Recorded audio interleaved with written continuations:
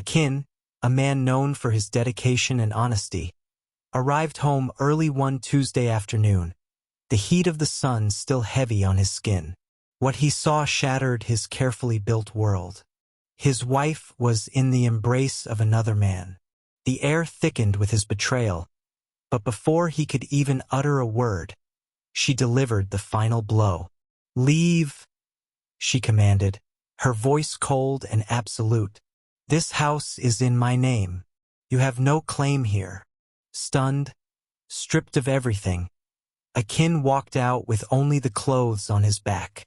He had no savings, no relatives in the city, just a profound, crushing emptiness. The next morning brought no reprieve. His manager, citing restructuring, handed him his termination papers. Fired, homeless, betrayed. Akin fell to his knees in a dusty, forgotten corner of the city. He raised his eyes to the indifferent sky and cried out, his voice raw with despair. "Oh God, why is this happening to me? I am honest. I am faithful. I work so hard." The weight of loss was too great. He gave up.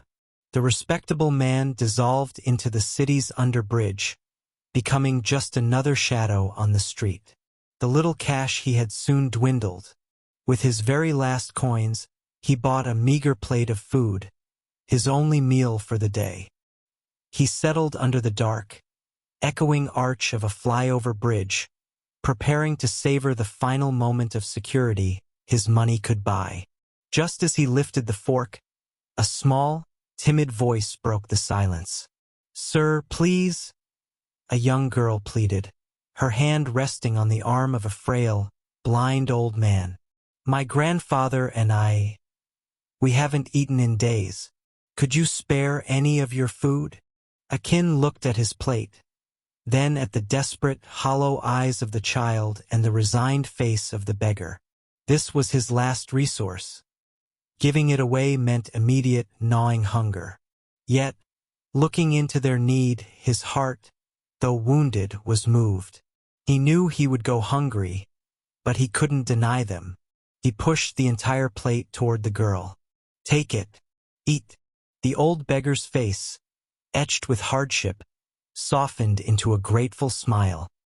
He reached into his tattered coat and pulled out a single object, an old, verdigris-covered, rusty coin. "It is all I have," the blind man said, pressing the cold metal into Akin's palm. "Please, keep it." Akin spent the night cold and starving.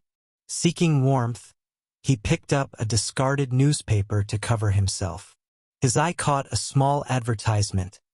"Rare coins bought. We value stories. Top prices paid." The next morning, driven by a flicker of hope, he found the address. The appraiser, a meticulous man with a jeweler's loupe, examined the gift from the beggar. He gasped. "This," the appraiser declared, his eyes wide with amazement, "is extraordinarily rare, a true antiquity. I will pay a fortune for it." Akin walked out onto the street, his hands clutching a sum of money that could start his life over. Thousands of dollars. A fortune for a homeless man. His first instinct was not to save himself, but to find the source of his unexpected blessing. He rushed back to the bridge, searching frantically for the old man and the girl. They were gone. As he questioned the street vendors, one man stepped forward. "The blind man left this for you," he said, handing Akin a folded piece of paper. Akin opened the note. It was written in a clean, steady hand, completely unlike that of a street beggar. "You fed my granddaughter and me when you had nothing left to give. You chose compassion over your own survival. You trusted. This money is to restore your dignity. Keep trusting, for you are never alone." Tears streamed down Akin's face. He fell to his knees, not in despair this time, but in overwhelming realization. At the moment he had hit rock bottom, when he had shown the purest form of selfless generosity, a greater power had been looking after him.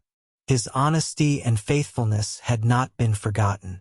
If you believe God never abandoned those who trust, please share this story and subscribe to this channel. Type trust in the comment.